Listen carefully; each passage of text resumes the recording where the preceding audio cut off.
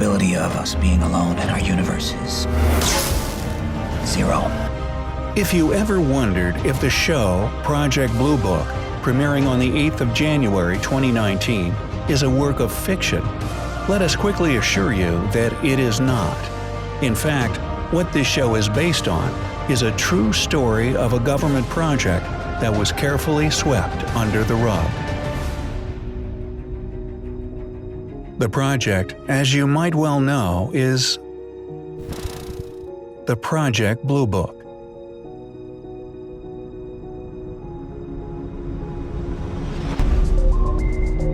The Air Force has recently made public Project Blue Book, an archive of UFO reports and investigations dating back to the 1940s. The report includes more than 12,000 sightings made by military members and civilians. While most of the cases were explained as either satellites, weather balloons, high-flying jets, or even meteors, still hundreds of cases remain unidentified.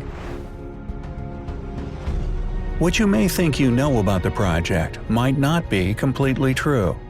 However, we shall now try to delve into what really happened with this investigation, what its mission is, and why it had to be aborted and kept classified for a long time.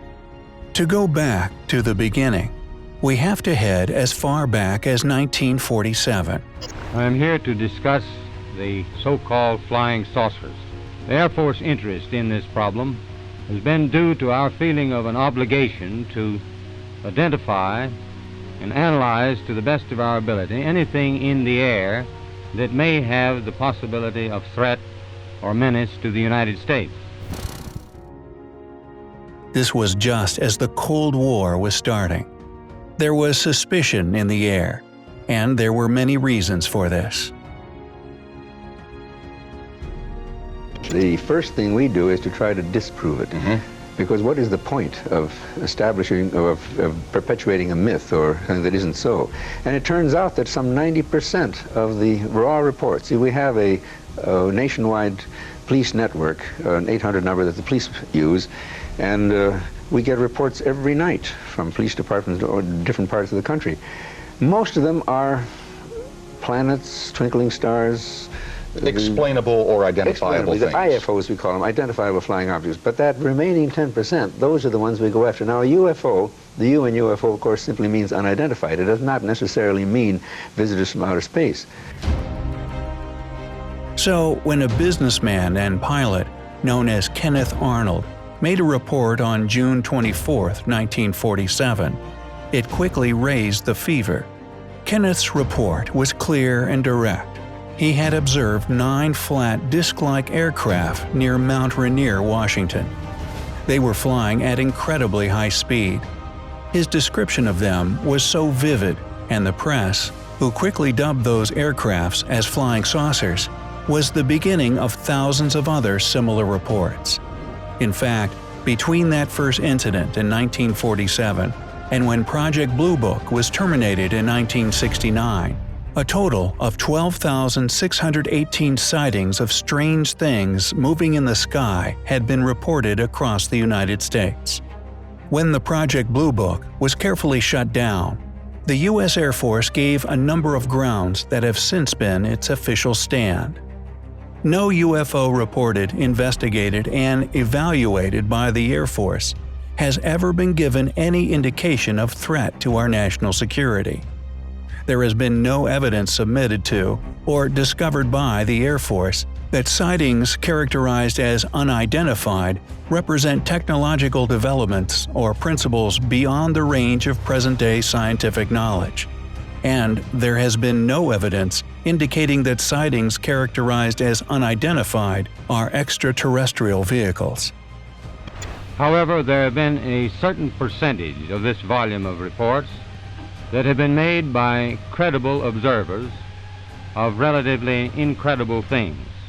It is this group of observations that we now are attempting to resolve.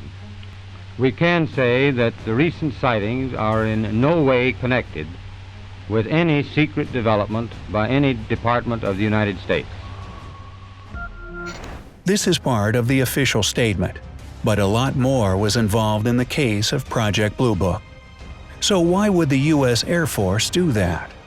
Was Project Blue Book a failure, or was it just a fluke? There are a number of things to note.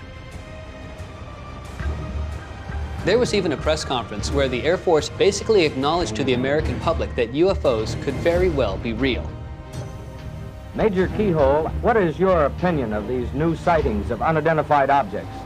I believe that some of them will prove to be of interplanetary origin. Keep in mind that the U.S. Air Force is the agency in charge of the surety of the airspace all over the nation. It was at the beginning of the Cold War when reports started rolling in. The initial reaction was a bit frantic at first. Truman set up what was known as the Robertson Panel. It was a CIA group that was tasked to look into how to handle the UFO situation. There were suspicions about which country may be responsible. Many suspected that these strange aircrafts could be from the Soviet Union. Others wondered if it was another country. With the suspicion, the Air Force quickly launched what was then known as Project Sign. This would be followed by other investigations, Project Blue Book being one of them. Reports from military pilots, and that was particularly embarrassing to the Air Force because after they had trained those men, and they could say that a civilian pilot might have been untrustworthy, but they could hardly say that to of their own military pilots, and we got case after case after case from military pilots which never hit the press.